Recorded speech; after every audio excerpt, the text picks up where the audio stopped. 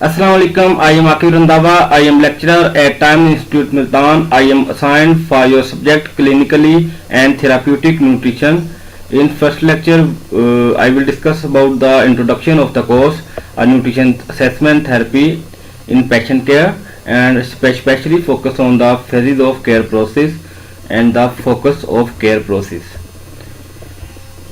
Like आपके पास जब कोई पेशेंट आता है तो आप उसकी असेसमेंट करते हैं, उस असेसमेंट की बेस पे और जो उसका मेडिकल डायग्नोज होता है उसकी बेस पे आप उसकी एमएनटी डिज़ाइन करते हैं। देन फर्दर क्या करते हैं, आप उसकी क्लिनिकली एवेल्युएशन करते हैं। इंटरवेंशन के बाद ईटिंग प्लान करके उसके बाद उसकी क्लिनिकल एवेल्युएशन करते हैं। एवेल्युएशन ट्रायल पे जाके 1 से 2 मंथ के लिए, देन फर्दर आपको अक्वायर्ड रिजल्ट मिल जाते हैं। लाइक न्यूट्रिशन केयर प्रोसेस एक ऑर्गेनाइज स्ट्रक्चर है जो कि असेसमेंट से लेके एंड पे वैल्यूएशन तक आप सारा जो है वो लुक आफ्टर कर रहे होते हैं। Like nutrition care process an organise approach to nutrition care that consist of assessing, diagnosing, intervening and monitoring at the end evaluating the patient problem and progresses के हमें आइडिया हो जाता है कि विद टाइम उनमें क्या क्या चेंजेस आ रही हैं और क्या हमारे जो गोल वो चीज़ हो रहे हैं कि नहीं हो रहे। ये स्टेप्स हैं न्यूट्रिशन केयर प्लान के। इसमें असेसमेंट है, डायग्नोज में हम प्रॉब्लम जो उसकी थियोलॉजी है, रीजन होंगी, साइंस, सिम्टम वो फाइंड करेंगे। न्यूट्रिशन इंटरवेंशन में हम क्या करेंगे कि हम जो उसकी एमएनटी डिज़ाइन करेंगे वो और उसमें जो भी हमने मोड ऑफ एक्शन रखना हुआ, मोड ऑफ डिलीवरी रखना हुआ वो इसमें देखेंगे। एंड देन मॉनिटरिंग हमारा फॉलोअप पे चला जाता है, तो हम ऐसा करेंगे कि उन्हें 1 से 2 मंथ के लिए फॉलोअप पे लग जाएंगे। देन हम उनकी फर्दर फाइनल एवेल्युएशन करेंगे कि ये जो थियोलॉजी है, जो साइंस हैं, सिम्टम्स हैं, उनमें क्या क्या प्रोग्रेस आई है। न्यूट्रिशन असेसमेंट आप असेसमेंट का जो फर्स्ट जो पार्ट है वो न्यूट्रिशन असेसमेंट है। Nutrition assessment the first step of nutrition care के सबसे पहले असेसमेंट करते हैं, which involve the collection of the data of the patients nutrition status and the nutrition needs. Like आपके पास पेशेंट आता है, आप सबसे पहले उसमें क्या करते हैं, उनकी एंथ्रोपोमेट्री मेजरमेंट्स लेते हैं, उनकी मेडिकल हिस्ट्री लेते हैं। मेडिकल हिस्ट्री में आप उनके साइन देखेंगे, सिम्टम्स देखेंगे, थियोलॉजी देखेंगे। उसमें आप देखेंगे कि इसका जो कोई फैमिली हिस्ट्री की वजह से ये डिजीज़ है, कि ये किसी न्यूट्रिशनल डिजीज़ है, कि ये कोई मेडिकली डिजीज़ है, कि इसकी बॉडी में कुछ ऐसे हार्मोनल चेंजेस आई हैं जिसकी वजह से ये इश्यूज बना है। ये सारा असेसमेंट में फाइंड करते हैं। Assessment it help to determine the causes of deficiency and therefore is the best course of intervention. Nutrition assessment draw many sources of information including. Like assessment हम डिफरेंट सोर्सेज से information लेते हैं, जिसमें medically में हमें idea हो जाता है कि ये जो पेशेंट है इसका जो डिजीज़ है ये एक्यूट है कि क्रोनिक है। उसके अलावा मेडिकल हिस्ट्री में हमें आइडिया होता है कि अगर ये से किसी इंजरी का पेशेंट है तो हमें आइडिया होता है कि इंजरी के पेशेंट को हमने किस तरह डील करना है। उसमें मोड ऑफ डिलीवरी क्या रखना है, मोड ऑफ इंटरवेंशन क्या रखेंगे, और उसका जो मैकेनिज्म ऑफ डाइट है वो हम क्या रखेंगे। उसके अलावा इसमें ड्रग न्यूट्रिएंट एक्शन का हमें आइडिया मिल जाता है। उसका सोशल हिस्ट्री, इसको डाइट हिस्ट्री एंड कुछ एंथ्रोपोमेट्रिक मेजरमेंट्स, बायोकेमिकल एनालिसिस में, और फिजिकल इवेल्युएशन में, फिजिकल एग्जामिनेशन है। एंड इसमें न्यूट्रिशन असेसमेंट क्या है कि सबसे पहले हम डेटा इकट्ठा करते हैं, डाइटरी इंटेक करते हैं। तो उसका डाइटरी इंटेक मेजर करते हैं कि न्यूट्रिशन रिलेटेड कोई भी डिजीज़ और कंडीशन वो चेक करते हैं। उसमें साइकोलॉजिकल फैक्टर और social factor, behaviour factor check करते हैं। उसके अलावा उसका अवेयरनेस कितनी है न्यूट्रिशन के अबाउट। तो एट एंड हम क्या करते हैं कि जो स्टैंडर्ड होते हैं उनसे उनको कंपैरिजन करते हैं। न्यूट्रिशन डायग्नोसिस, लाइक असेसमेंट के बाद आप उसका डायग्नोज करते हैं। Diagnose on the basis of their aetiology, on the basis of their assessment. After completing the nutrition assessment, the dietitian can identify the existing or potential nutrition problem and formulate specific nutrition diagnosis। कि हमें जो theology की base पे, हमें इसकी family history की base पे, हमें उसकी असेसमेंट की बेस पे हमें जो की फाइंडिंग्स मिलती हैं वो न्यूट्रिशन डायग्नोसिस होता है कि इसे ये इश्यू हुआ, इसका मेन रीज़न क्या है, मेन काज क्या है।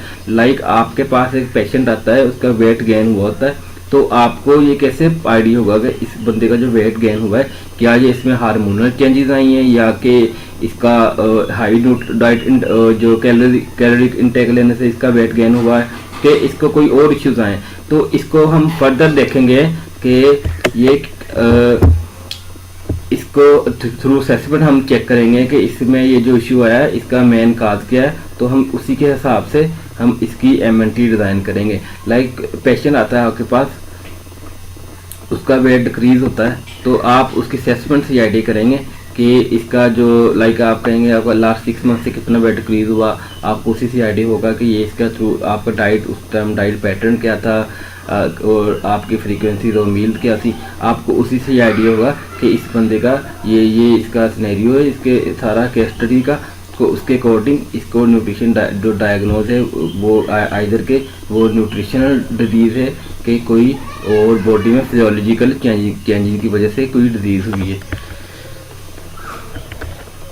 देन न्यूट्रिशन डायग्नोज का पर्पज़ क्या है कि जो मैंने ऑलरेडी आपको बताया है कि आइदर के ये जो डिजीज़ है ये न्यूट्रिशनली है कि ये नॉन मेडिकल डिजीज़ है।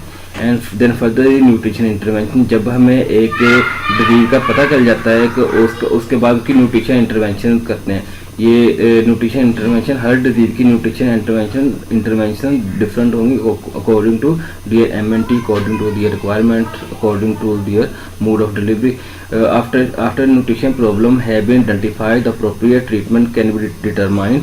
A nutrition care plan typically include the behavior and education material that can improve the risk factor and correct nutrition problem. कि या न्यूट्रिशन इंटरवेंशन यही है कि हमारे पास पेशेंट आता है, हमने उसको जो उसका डायग्नोज किया उसकी बेस पे, उसकी थियोलॉजी की बेस पे हमने उसको जो न्यूट्रिशन केयर प्लान देना है जो वो that should be effective for him. And इसमें हम फर्दर देखेंगे कि इसको उस बंदे को न्यूट्रिशन अवेयरनेस है कि नहीं, हम उससे प्रॉपर गाइड करेंगे। काउंसलिंग जो है न्यूट्रिशन इंटरवेंशन का बेस्ट पार्ट कंसीडर किया जाता है कि अगर आपने उस पेशेंट को काउंसलिंग कर लिया, तो मोटिवेट कर लिया, तो आप 50% तो उधर ही कामयाब हो जाएंगे। आप पेशेंट को मोटिवेट नहीं कर सके, आपने वो आपका प्लान कभी फॉलो नहीं करेगा। कि इसमें बहुत सी तकनीक है कि एक तो आप उसको शॉर्ट टर्म गोल्स पे लेके जाएं, कभी भी लॉन्ग टर्म गोल सेट ना करें। कि जब आप शॉर्ट टर्म गोल सेट करेंगे उससे ये होगा कि हमें एक्वायर्ड रिजल्ट मिल जाएंगे, तो उसमें मोटिवेशन आएगी और फर्दर वो और ज़्यादा एफर्ट करेगा अपना लाइक वेट कम करने के लिए, गेन करना, जो कोई भी इशू हो। तो इसमें है कि न्यूट्रिशन इंटरवेंशन में आपके पास पेशेंट आया है, उसका 120 kg वेट है, आपने उससे कहना का ये नहीं कहना कि आपका जो आइडियल बॉडी वेट है वो 70 kg है, आपको 50 kg कम करना पड़ेगा। आपने वहीं पे डिस्कस कर दिया पेशेंट को, उन्हें आपने स्मॉल गोल प्लेक जाना है कि हमने सेट करने के जो फर्स्ट मंथ है हमने 5 से 6 kg रिड्यूस करना है, next in 6 month sorry next in next month हमने वेट रिड्यूस करना है 3 से 4 kg। लाइक आपने सेट्स में करना है कि अगर फर्स्ट मंथ में आप 4 से 5 kg रिड्यूस करें एंड देन फर्दर आपको प्लान होना चाहिए कि आपने 6 मंथ में अप्रोक्सीमेटली 20 से 25 kg आपने वेट रिड्यूस करना है। देन फर्दर न्यूट्रिशन इंटरवेंशन है। न्यूट्रिशन जब आपने उसको केयर प्लान दे दिया, उसके बाद आप न्यूट्रिशन इंटरवेंशन स्टार्ट कर देती हैं on the basis of their findings, on the basis of their biochemical findings, on the basis of their जो भी इसकी फिजिकल हिस्ट्री है कि उसमें डिफरेंट फैक्टर्स आते हैं कि जो हम न्यूट्रिशन इंटरवेंशन कर रहे हैं। एक तो उसके बायोकेमिकल फाइंडिंग इस तरह करेंगे कि उसका जो इलेक्ट्रोलाइट लेवल होगा, जो उसका सीबीसी में टेस्ट आएंगे, हम उनको मद्देनजर रखेंगे कि इस बंदे का लाइक सोडियम लेवल कम है या सोडियम लेवल ज़्यादा है, उसी हिसाब से हमें एडजस्ट करना डाइट में। अगर किसी बंदे का शुगर लेवल ज़्यादा है उसको हमने उसी हिसाब से एडजस्ट करना है। इसी तरह किसी को कुछ फिजिकल अबनॉर्मलिटीज़ है, हमने उसी हिसाब से उसका एमएनटी डिज़ाइन करना है कि उसको फूड इंटेक करने में ईजी हो। तो इस पर्पस है कि plan and implement purposeful action to address the identified nutrition problem, कि हमें जो जो न्यूट्रिशन प्रॉब्लम हमें आइडेंटिफाई करनी है ना, हमने उसकी बेस पे हमने उसकी इंटरवेंशन करनी है। कि जो हमें एक डिजीज़ डायग्नोज की है, तो हमने अपना जितना भी हमारे पास नॉलेज हुआ on the basis of on the basis of exposure, on the basis of over study trials, on the basis of scientific principle, हमने उसकी बेस पे हमारा जितना भी नॉलेज है वो हमने सारा अप्लाई करना है और उसके लिए एक इफेक्टिव न्यूट्रिशन इंटरवेंशन करनी है। तो देन है कि उसका पर्पस क्या है मॉनिटरिंग और वैल्यूएशन का, एक determine the progress that is being made toward the client goals and the outcome, कि हमने जो गोल सेट किए हैं कि लाइक हमने एक पेशेंट का जो वेट है अगर 120 kg उसको हमने सेट किया है कि हमने एक मंथ में 104 पे लाना है, 103 पे लाना है, तो क्या हमने एक मंथ बाद वो रिक्वायर्ड रिजल्ट हासिल किए हैं कि नहीं। ऐसी कोई सीकड़ी का पेशेंट आता है, उसको हम ग्लूमेरुलर फिल्ट्रेशन रेट के हिसाब से देखते हैं कि अगर उसका ग्लूमेरुलर फिल्ट्रेशन रेट है 45, तो हम देखेंगे क्या उसने 1 मंथ बाद 2 मंथ बाद इसमें कोई इम्प्रूव आया, वो उसके अंदर उसका phosphorus level, potassium level, water intake level, sodium intake level, ये सब चीज़ों का ख्याल रखना पड़ेगा। तो ये किसकी बेस पे होगा, on the basis of systematic knowledge, on the basis of reference standard, we have already studies on the basis of clinical trials and on the basis of overexposure. Then monitoring and evaluation पे आता है, after the nutrition intervention has begun the effectiveness of the nutrition care plan must be evaluated, कि आपने जब nutrition intervention start होगी तो उसकी valuation check करनी होती है, क्या ये हमने जो प्लान दिया ये इफेक्टिव है कि नहीं। इसका बेस्ट मेथड ये है कि अगर आपने 1 मंथ का गोल सेट किया है कि हमने 1 मंथ में 6 kg वेट कम करना है, तो आपने उसको 2 वीक बाद का फॉलोअप देना है। 2 वीक बाद एक बार अपना चेकअप करवाया के, तो हमने देखना है कि क्या इससे कोई ड्रग न्यूट्रिएंट इससे कोई जो अगर इसके साथ कोई ड्रग यूज़ कर रहा है तो इससे कोई ड्रग न्यूट्रिएंट इंटरेक्शन का इशू तो नहीं है, अगर ये कोई सप्लीमेंट यूज़ कर रहा है उसका कोई इफेक्ट तो नहीं है इसकी बॉडी पे, या इसे कोई किसी इंटॉलरेंस तो नहीं है, किसी भी फूड एलर्जी तो नहीं है, कि आइदर के हमारी जो हमने इसकी एवेल्यूशन करनी है, जो क्या है हमने इंटरवेंशन इफेक्टिव है हमारी, ये हमें आइडिया हो जाता है। कि इसलिए अगर आपके पास आपका पेशेंट आया है तो